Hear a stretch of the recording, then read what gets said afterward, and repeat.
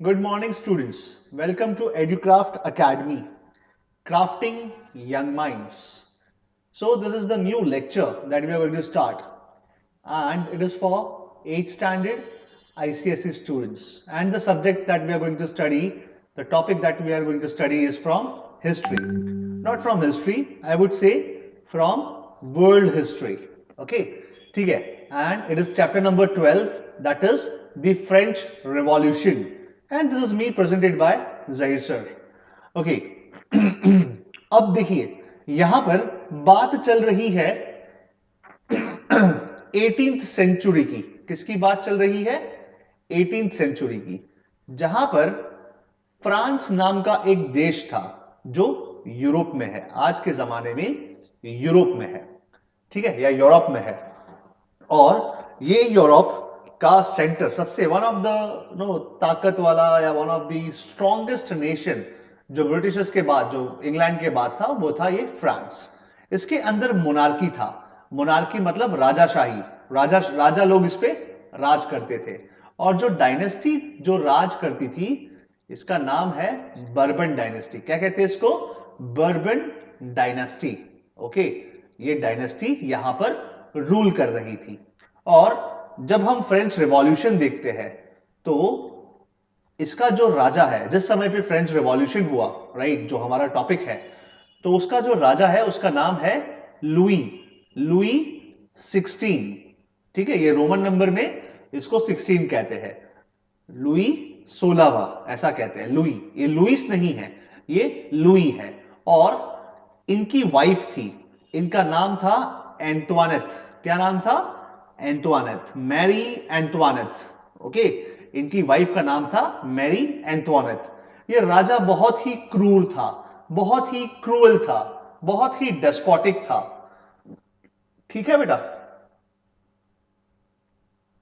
Right? Just a moment.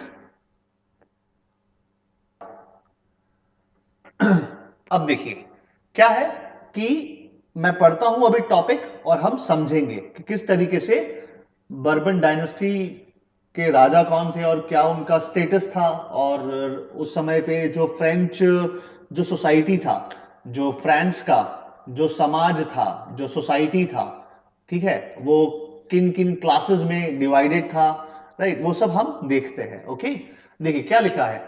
लिखा है France was ruled by Bourbon dynasty. कौन सा डायनेस्टी था बेटा? ये Bourbon dynasty. In the Bourbon dynasty 18th century AD. AD का मतलब क्या होता है? Anno domini. डोमिनी। ठीक है, इसके बारे में हम बाद में चर्चा करेंगे. इसको हम आफ्टर डेथ भी कहते हैं, ठीक है, लेकिन एनो डोमिनी समझिएगा. ओके, चलिए अब आगे देखते हैं. इसके बाद लिखा है the French society comprised different classes of people.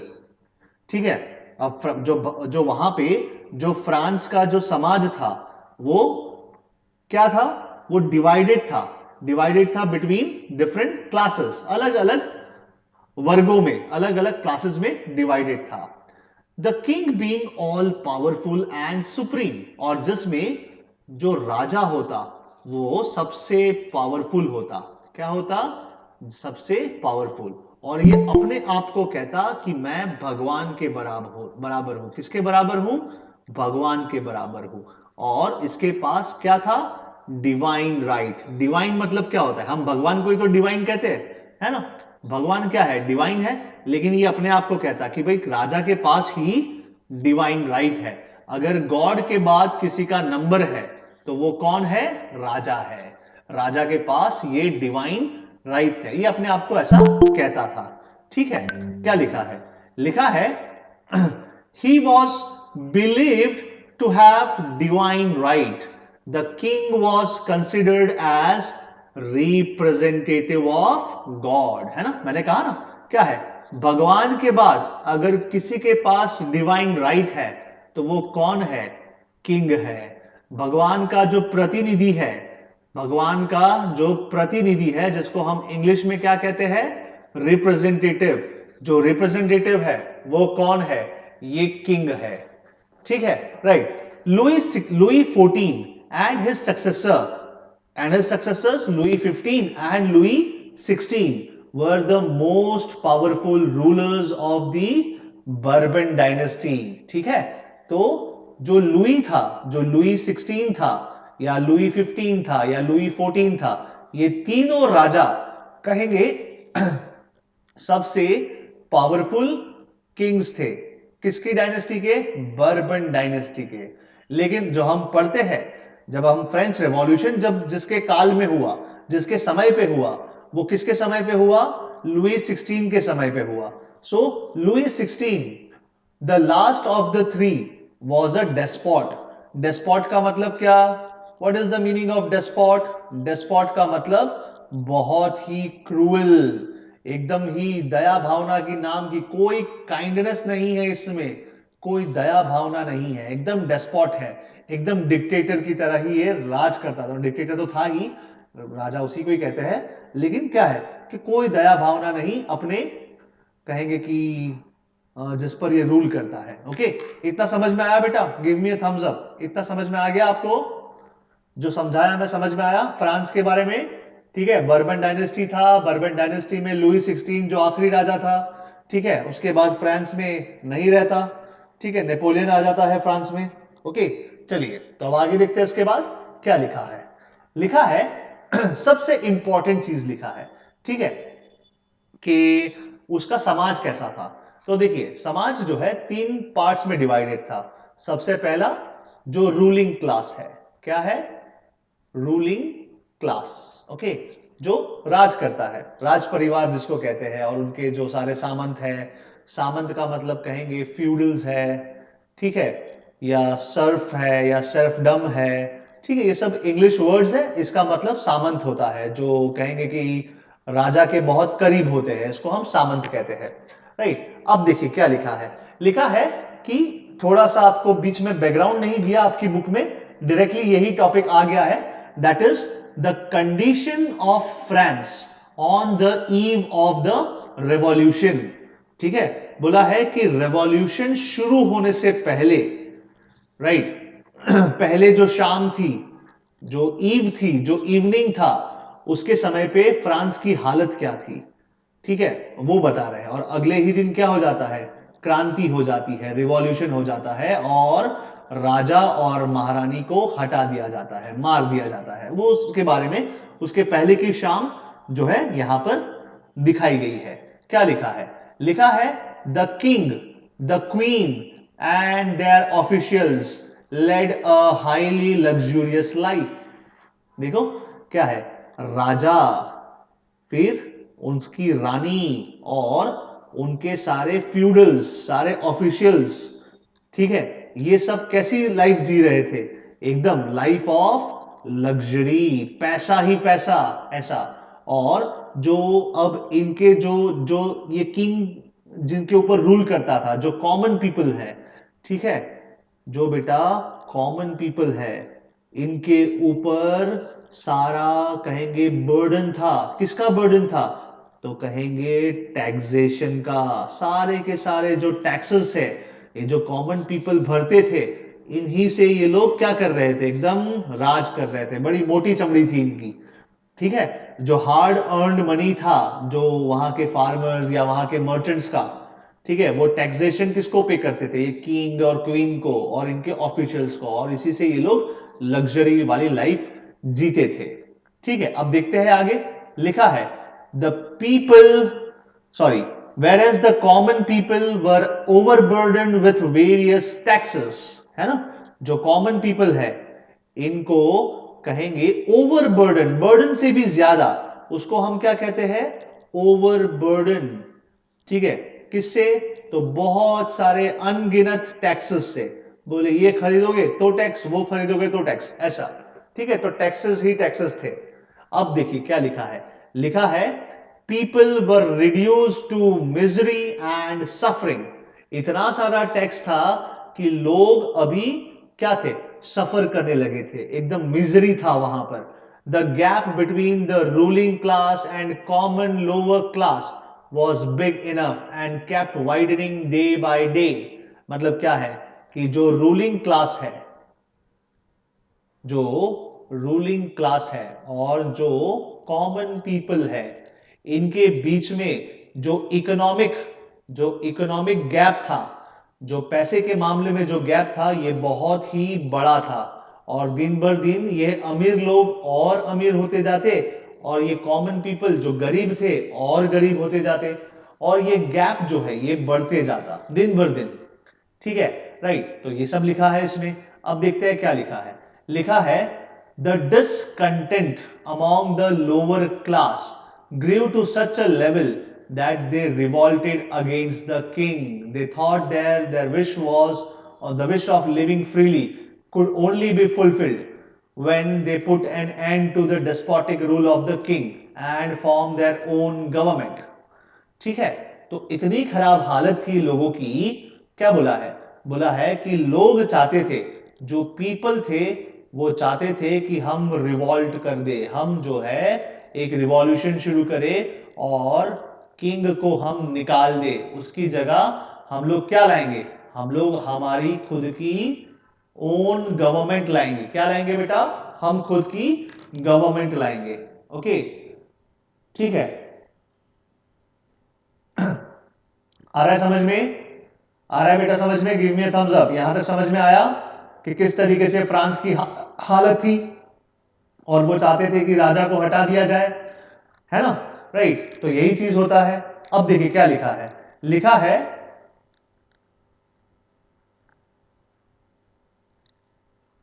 Just a moment, okay, यहां थोड़ा सा गड़बड़ी हो गया। चलिए कुछ नहीं, शुरू करते हैं। अब लिखा है इसके बाद, लिखा है they thought that wish of living freely could only be fulfilled when they put end to the despotic rule of the king and form their own government. Some modern ideas or by some political philosophers also contributed to their pursuit.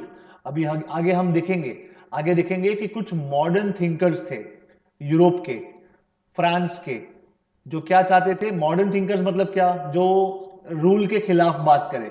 ठीक है, तो उनको देखकर, ठीक है, ये उनकी जो राइटिंग्स है, उनके जो बुक्स है, राइट, उनके जो फ्रीडम वाले जो नेचर के जो बुक्स थे, उनको पढ़कर कॉमन पीपल में और ज्यादा एनकरेजमेंट आ जाता है। क्या आ जाता है बेटा? और ज्यादा एनकरेजमेंट कि यस, हम लोग भी आजाद होंगे, हम लोग भी इस राजा को, इस किंग को हटा देंगे। ठीक है। In the meantime the French army had also return to their country after giving assistance to the American War of Independence. They inspired the people to fight for the freedom. ठीक है, अब होता क्या है? देखिए, आपको मैंने पिछले ही क्लास में या टीपू सुल्तान के समय पर क्या सिखाया था? American रेवॉल्यूशन, American independence, American war of independence सिखाया था। और अमेरिका किसकी कॉलोनी थी? अमेरिका कॉलोनी थी ब्रिटेन की। और अमेरिका का साथ कौन दे रहा था आजादी में? फ्रांस दे रहा था। फ्रांस मतलब कौन? तो कहेंगे फ्रेंच आर्मी दे रही थी। कौन साथ दे रही थी? French army. अब ब्रिटेन कहां है? ब्रिटेन कहेंगे यूरोप में ही तो है ना? और फ्रांस कहां है? फ्रांस भी कहेंगे यूरोप में ही तो है। तो अब देखिए किस तरीके से फ्रांस के या फ्रेंच की आर्मी ने ब्रिटेन ने जो कब्जा किया था अमेरिका पे, वो कैसे वो लोग ब्रिटेन को हराते हैं और अमेरिका की आजादी होती है, राइट? तो जो आर्मी जो आई थी वापस, जो आर्मी वापस आई थी अपने घर फ्रांस में, उसके अंदर, उसके माइंड में भी चल रहा होगा कि जैसा हमने अमेरिका को आजाद करवाया ब्रिटेन के चंगुल से, वैसे ही हम फ्रांस को आजाद करवाएंगे। किससे? ये लुई 16 से। ये लुई जो 16 है, जो लुई 16वां है, जो बॉर्बन डायनेस्टी है, ये राजा से हम आजाद होना चाहते हैं। ठीक है, राइट। तो ये चीजें हो रही थी। अब देखिए यहां पर जैसे मैंने कहा आपको कि सोसाइटी जो है ना, सोसाइटी जो है वो डिवाइडेड थी, राइट। क्या लिखा है? The French society comprised of different classes of people. ठीक है, तो डिफरेंट क्लासेस कितने थे? फर्स्ट एस्टेट, सेकेंड एस्टेट और द थर्ड एस्टेट। तीन क्लासेस में डिवाइडेड थी। कितने क्लासेस में बेटा? तीन क्लासेस में। समझ में आ रहा है? आ रहा है समझ में? Give me a thumbs up. बार बार आपसे मुझे कांटेक्ट करना पड़ेगा ताकि आप बोर ना हो जाए, बहुत ही बढ़िया स्टोरी है आगे, ठीक है, समझाऊंगा। देखिए क्या लिखा है, लिखा है कि सबसे पहले जो सोशल कॉज है, ठीक है, the causes of the French revolution, बोला अब ये रिवॉल्ट ऐसा क्या होता है कि जनता जो है रिवॉल्ट कर देती है अपने ही राजा के सामने, अपने ही किंग के सामने एक रिवॉल्यूशन कर देती है, क्रांति कर देती है, उसके रिजल्ट्स क्या है, मतलब रीजंस क्या है। तो रीजंस बहुत सारे हैं। सबसे पहले कौन सा रीजन है, सोशल कॉज। सोशल मतलब क्या, समाज, भाई समाज के हिसाब से क्या चल रहा था, ये राजा में कोई कमी थी क्या था, देखते हैं। तो सोशल कॉज में देखते हैं क्या होता है। लिखा है France under ancient resign before French revolution was a society divided into three classes और एस्टेट्स गिवन बिलो। सबसे पहला द क्लर्जी। अब ये क्लर्जी क्या होते हैं, तो कहेंगे आपको पता है कि फ्रांस जो है ये क्रिश्चियन कंट्री है, क्रिश्चियनिटी इसमें फॉलो होता है, ठीक है, पूरे यूरोप में क्रिश्चियनिटी फॉलो होता है, लेकिन फ्रांस की अगर बात करें तो यहां पर क्रिश्चियंस ज्यादा है। अब जहां पर क्रिश्चियंस होंगे वहां पर क्या होगा, चर्च होगा। जहां पर चर्च होगा तो चर्च को संभालने के लिए कोई ऑफिशियल्स होंगे, ठीक है, जो हम फादर और नन कहते हैं ना, जिसको फादर है, नन है, बिशप है, ठीक है, ये सब कौन है, ये सब चर्च के ऑफिशियल्स है, राइट। तो सबसे पहला एस्टेट, मैंने कहा ना कि भगवान का रिप्रेजेंटेटिव कौन था, रिप्रेजेंटेटिव कौन था, किंग था, और किंग के अंडर कौन थे, ये सारे के सारे क्लर्जी पीपल थे, जो क्लर्जी क्लास था उसको हम क्लर्जी और या चर्च ऑफिशियल्स भी कहते हैं, ठीक है। अब देखिए क्या लिखा है, लिखा है the clergy that is the church officials were referred to the first estate. तो फर्स्ट एस्टेट में कौन था, तो कहेंगे क्लर्जीमैन, या लेट अस से चर्च के ऑफिशियल्स, ओके। चलिए अब सेकंड देखते हैं, बोले सेकंड क्लास में कौन था, जो दूसरे पायदान पे था, वो था the nobles and their family. अब आपको पता है नोबल्स क्या होता है, पता है आपको, नोबल्स एंड देयर फैमिली, ये सेकंड क्लास था।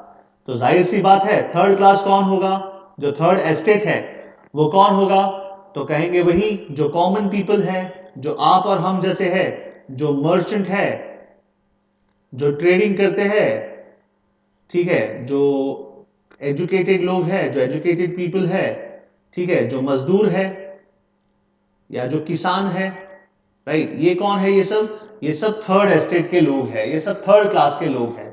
थर्ड क्लास नहीं कहूंगा, थोड़ा अजीब लगता है, लेकिन थर्ड एस्टेट के लोग हैं, थर्ड लेवल के लोग हैं, जो सबसे नीचे आते हैं, जो सबसे नीचे आते हैं, ठीक है, राइट। चलिए अब देखते हैं आगे क्या लिखा है,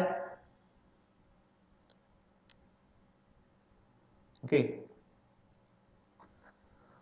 लिखा है फर्स्ट ऐसे समझ में आ गया। Second, the nobles and their families form the second estate, the middle class called the bourgeois, it consisted of the merchants, traders, educated people, peasants, artisans. The middle class formed the third estate. जो middle class है, जो middle class के लोग हैं, ये third rank पे आते थे, ओके, राइट। अब देखते हैं आगे, लिखा है the persons belonging to the first and the second estates were powerful and rich. They had luxurious lifestyle and enjoyed upper position in the society. All the political powers were vested in them. ठीक है, तो यहां पर क्या है, बोला है first और सेकंड एस्टेट के जो लोग थे ये बहुत ही पावरफुल लोग थे, ये राजा के साथ मिलते जुलते थे, इसीलिए ये पावरफुल लोग थे। इनका लाइफ कैसा था, इनका लाइफ एकदम लग्जरियस था, ठीक है, राइट। और इनका पोजीशन भी कैसा था सोसाइटी में, सोसाइटी में इनका पोजीशन कैसा था, एकदम टॉप लेवल पे था, राइट। फर्स्ट और सेकंड एस्टेट है ना जो, एकदम टॉप लेवल पे था। अब देखिए क्या लिखा है, the peasants and workers formed the largest section of the third estate. They were oppressed, starved and forced to perform feudal duties in the mill. क्या लिखा है, लिखा है कि जो थर्ड एस्टेट के लोग थे, खास करके जो गरीब किसान थे या जो मजदूर थे, ठीक है, इनको इनको कहेंगे बहुत प्रताड़ित किया जाता है, इनको बहुत ही ज्यादा ऑप्रेस किया जाता है, ठीक है, ऑप्रेस का मतलब प्रताड़ित करना, राइट, इनको प्रताड़ित किया जाता है, ऑप्रेस किया जाता है, ठीक है। और इनको फोर्सफुली जो जमींदार है, जो फ्यूडल है, फ्यूडल का मतलब जमींदार होता है, क्या होता है, जमींदार, सामंत होता है, ये बेचारे पुराने जो सॉरी पुराने नहीं कहूंगा, गरीब जो वर्कर्स थे, जो पीजेंट्स थे, ये लोग क्या थे, ये लोग बेचारे मजबूरी में ये सामंत जो है, ये फ्यूडल जो है, इसके खेतों में काम करते फ्री ऑफ कॉस्ट, ठीक है, मतलब बंधुआ मजदूरी कहते हैं ना जिसको, वैसा ये लोग करते थे। ओके, समझ में आया बेटा, आया समझ में, give me a thumbs up, आ रहा है समझ में, यस, यस बेटा, ठीक है। ओके, अब देखिए क्या लिखा है, लिखा है कि जो फ्यूडल ड्यूटीज थी, ये जो गरीब बेचारे भूखे प्यासे जो थर्ड एस्टेट के लोग थे, इनको जबरदस्ती काम करवाया जाता, किससे, फ्यूडल से, किससे करवाया जाता, फ्यूडल से, राइट, इन द मील, है ना, मील में काम करना है, वाइन यार्ड्स, ठीक है, वाइन प्रेस, ये वाइन प्रेस क्या होता है मालूम है आपको, फ्रांस में सबसे फेमस क्या है, फ्रांस की शराब, वो शराब क्या है, वाइन, फ्रांस में आपको पता है बहुत सारे ग्रेप्स उगते हैं, है ना, और उसको हम क्या कहते हैं, वाइन यार्ड, वाइन कहते हैं, सॉरी वाइन, वाइन यार्ड कहते हैं, है ना, जहां पर वो पता है ना, वो फॉक्स का एक कहानी है, अंगूर बहुत खट्टे हैं, है ना, ऐसे आपने देखा होगा, ऐसी लंबी लंबी जो वेल्स होती हैं, क्लाइंबर प्लांट्स होते हैं, और यहाँ पर ग्रेप्स होती है ऐसी बहुत सारी, आपने देखा होगा इसको।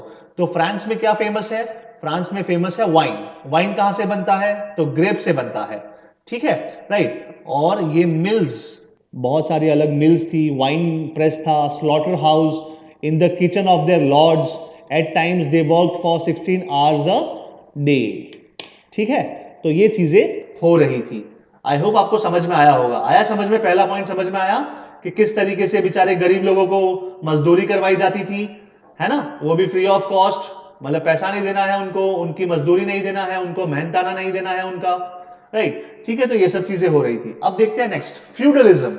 अब ये फ्यूडलिज्म क्या है, ओके, ये फ्यूडलिज्म वही है जो मैंने अभी आपको बताया, जमींदार, ठीक है, जो जमींदार होते थे, राइट, उसको हम फ्यूडलिज्म कहते हैं, जो जमींदार वहां के जो क्लासेस थे, ठीक है, फ्यूडल लॉर्ड्स, उनको भी हम कहते हैं जमींदार। एक तरीके से अगर मैं आपको थोड़ा डेप्थ में लेके जाऊं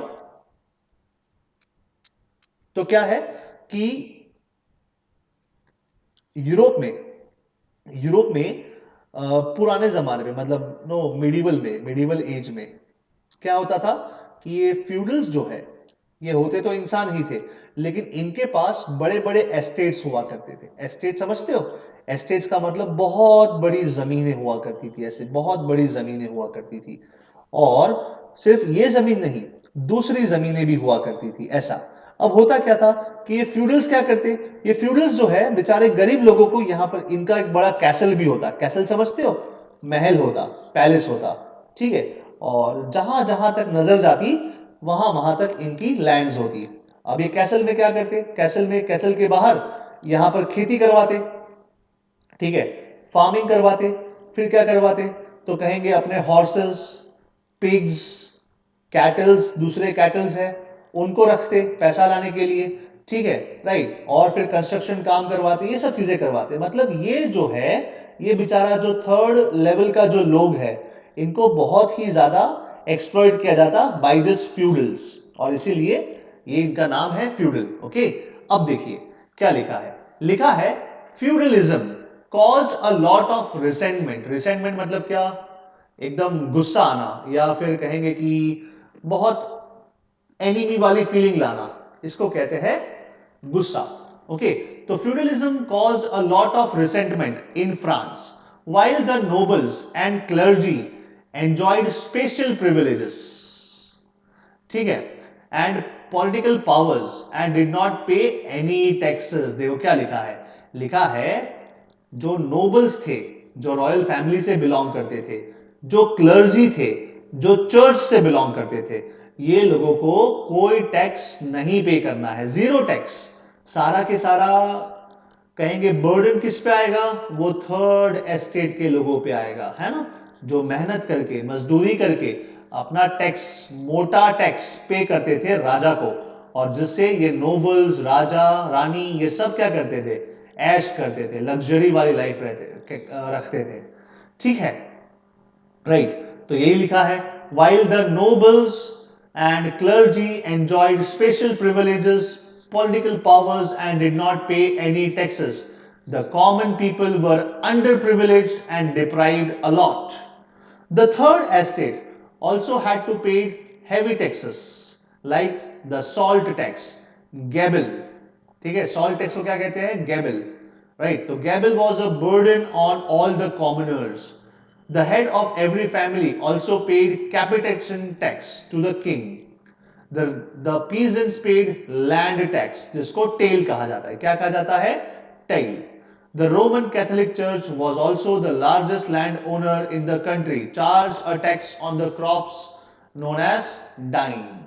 ठीक है, तो अब देखिए यहां पर क्या है, यहां पर जो थर्ड एस्टेट के लोग हैं, इनको क्या है, इनको दो तरीके से टैक्स भरना है। एक भरना है राजा को, एक भरना है किंग को, और दूसरा दूसरा जो है वो भरना है चर्च को। किसको, चर्च को। चर्च क्या लेता उनसे, चर्च लेता, कहेंगे डाइम। क्या लेता बेटा, डाइम।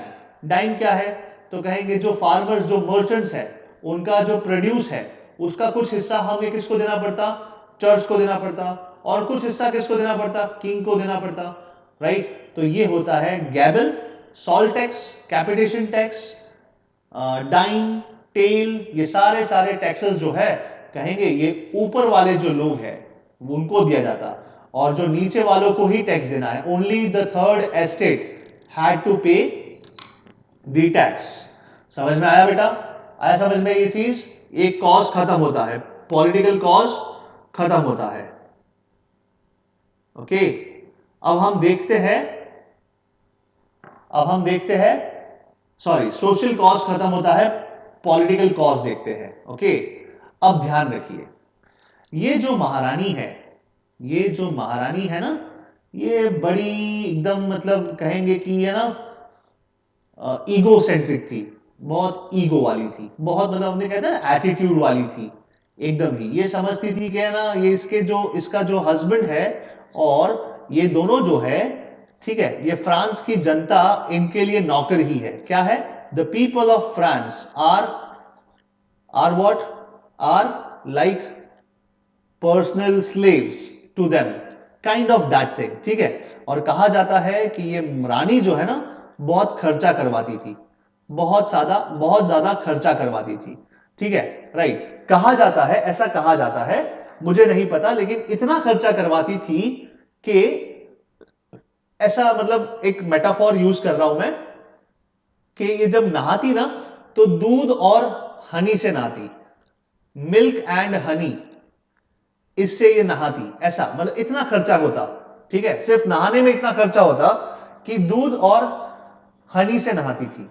और कहा जाता है कि एक बार जो ये ड्रेस पहनती ना, उसको फिर कभी दोबारा हाथ में नहीं लेती।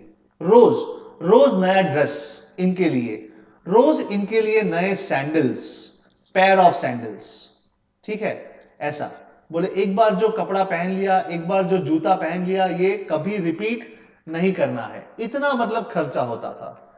ठीक है, राइट। और ज्यादा डोमिनेटिंग भी थी। कैसी थी बेटा, ज्यादा डोमिनेटिंग। क्यों डोमिनेटिंग थी, ये अपने राजा पे, अपने हस्बैंड पे कंट्रोल करके रखती। ठीक है, और हस्बैंड इसकी जी हुजूरी करता। आप समझ रहे मेरी चीज, मैं जो कह रहा हूं समझा रहा हूं, समझ रहे, आ रहा है समझ में, राजा और रानी का क्या सीन है यहां पर। रानी बहुत ही ज्यादा एटीट्यूड वाली और साथ ही साथ डम भी थी। डम इसलिए थी, डम समझते हो, डम मतलब बुद्धू इसलिए थी क्योंकि एक बार क्या हुआ, फ्रांस में सूखा पड़ता है, फेमाइन आता है। ठीक है, तो ये रानी जो है अपनी बग्गी में, अपने कैरेज में, अपने बग्गी में जा रही थी, तो कुछ किसानों ने, कुछ फार्मर्स ने, कुछ गरीब लोगों ने इनको रोका और कहा महारानी थोड़ा हम पे दया दिखाइए, खाने के लिए रोटी नहीं है। क्या नहीं है, रोटी नहीं है। ठीक है, ऐसा कहते हैं, बोले हमारे पास रोटी तक खाने के लिए नहीं है। तो महारानी क्या बोलती है पता है? महारानी बोलती है जाओ जाकर ब्रेड खा लो। क्या खा लो? ब्रेड। समझ में आया? तो इसीलिए इतनी डम्ब है, उसको पता नहीं है कि रोटी और ब्रेड दोनों एक ही आटे से बनता है। समझ में आया? मतलब खाने के लिए खाना नहीं है तो वो कहती है जाइए ब्रेड लीजिए, ऐसा। ठीक है। और इतना खर्चा करवा रही थी, ठीक है, कि है ना फ्रांस का जो इकोनॉमी है, फ्रांस का जो इकोनॉमी है वो बर्बाद हो चुका था। ठीक है। इतना लेविश लाइफ जीती थी, लेविश। लेविश मतलब क्या? एकदम लग्जूरियस लाइफ जीती थी, ये भी और ये भी दोनों। ठीक है। लेकिन ये कई ज्यादा। रानी, ठीक है, रानी क्या करती? रानी अपने जो रिलेटिव्स है ना, अपने भाई, मामा, बहन, चाचा, जीजा, सबको, ठीक है, अपने रिलेटिव्स को हाई पोस्ट दिलवाती, अपने रिलेटिव्स को नोबल्स बनवा देती, राजा के कोर्ट में जाके इनको हाई पोस्ट दिलवा देती। राजा इसकी जी हुजूरी करता था, बोले जी मैडम आप जो बोलेंगे वही होगा, ऐसा। और फिर क्या करते? ये रानी और उसके रिलेटिव्स मिलके फ्रांस को कहेंगे दीमक की तरह चूस रहे थे, एकदम खोखला कर दिया था। फ्रांस के जो पैसा था वो पूरा बर्बाद कर दिया था।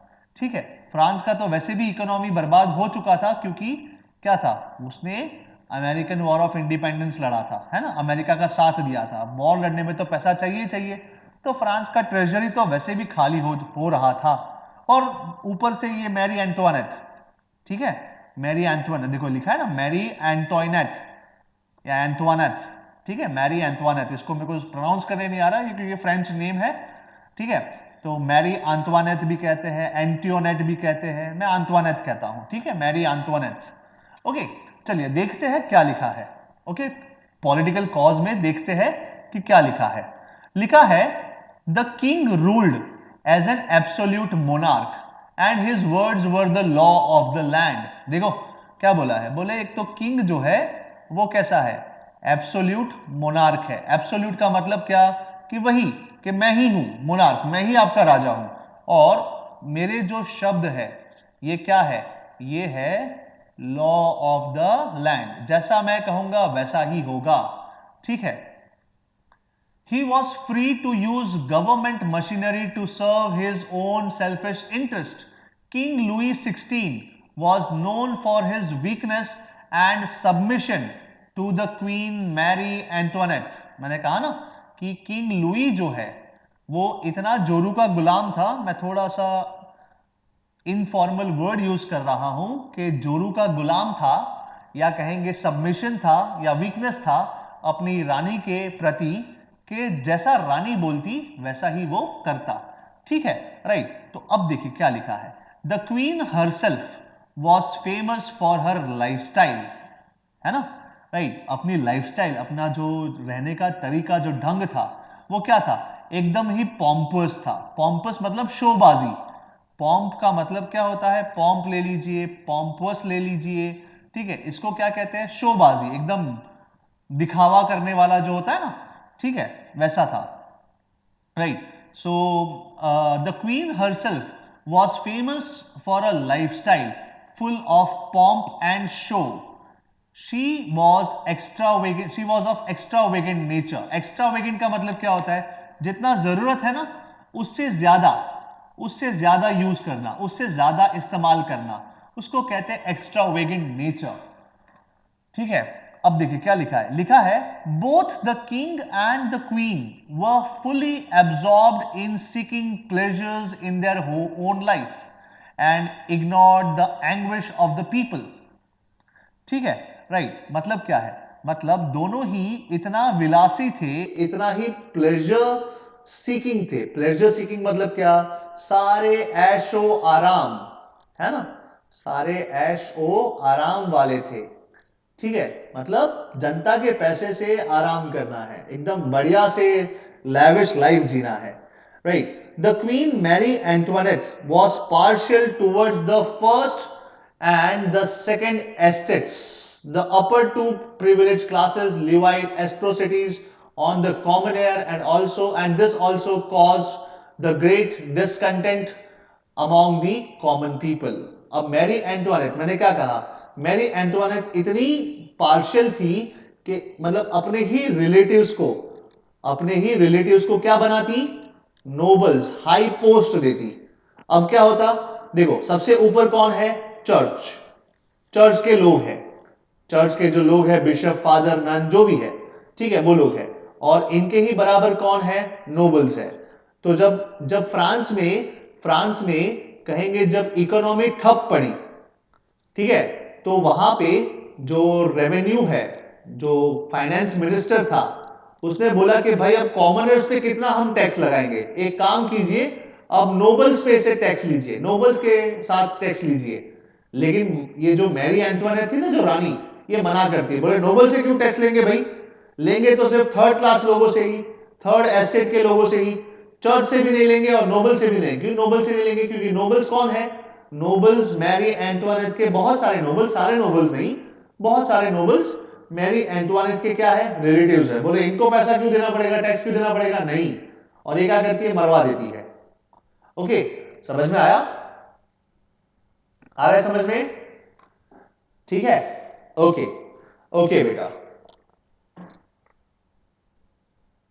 चलिए अब आगे देखते हैं इसके बाद,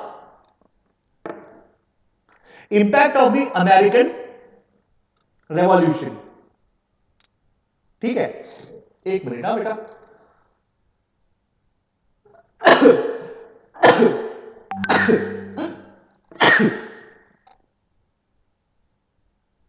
सॉरी, अचानक से स्नीजिंग हो गया, सर्दी हो गई थोड़ी, इसलिए। चलिए अब आगे देखते हैं इसके बाद, impact of the American revolution. अब देखिए अमेरिकन रिवॉल्यूशन तो आप पढ़े ही है, आपको पता ही है कि फ्रांस ने इसमें बहुत सारा साथ दिया था अमेरिका का आजाद होने पे। किससे आजाद होने पे, ब्रिटिश से आजाद होने पे, ठीक है, तो बस वही लिखा है the success of the Americans in ओवरथ्रोइंग the British rule encourage the French commoners fight for their freedom. सही बात है कि जब फ्रांस क्या करता है, फ्रांस कहेंगे किसी और को आजाद करवाता है ब्रिटिशर्स से, तो सही बात है, ब्रिटिश में कौन है, राजा ही तो है, तो भाई हम भी तो क्या कर सकते हैं, हम भी तो हमारे राजा से आजाद हो सकते हैं, है ना, राइट। तो इसीलिए जो आर्मी आई थी, है ना, उसने क्या बोला लोगों को कि भाई देखो, फ्रांस ने तो अमेरिका को आजाद कर दिया, लेकिन आपको आजाद नहीं कर रहा, ठीक है, आपका राजा बहुत ही डेस्पोटिक है, तो लेट अस फाइट। तो देखिए क्या लिखा है, the French captain Lafayette who had helped the American colonists fight the American War of Independence, returned to France and inspired the commoners to revolt and to end the despotic rules of the Bourbons so that they could establish their own government on the lines of liberty, equality and fraternity। ठीक है, तो क्या है यहां पर जो French captain है जिसका नाम है लफायेट, ये जब अमेरिका से वॉर लड़के अमेरिका को आजाद करके वापस फ्रांस आता है, तो यहां के जो कॉमन पीपल है उनको एनकरेज करता है, बोले देखिए मैं वहां पर लड़कर आया हूं, मुझे पता है कि फ्रांस की कमजोरी क्या है, चलिए हम भी लड़ते हैं और अपने आप को इस राजा से, इस रानी से कहेंगे आजाद करवाते हैं। ओके।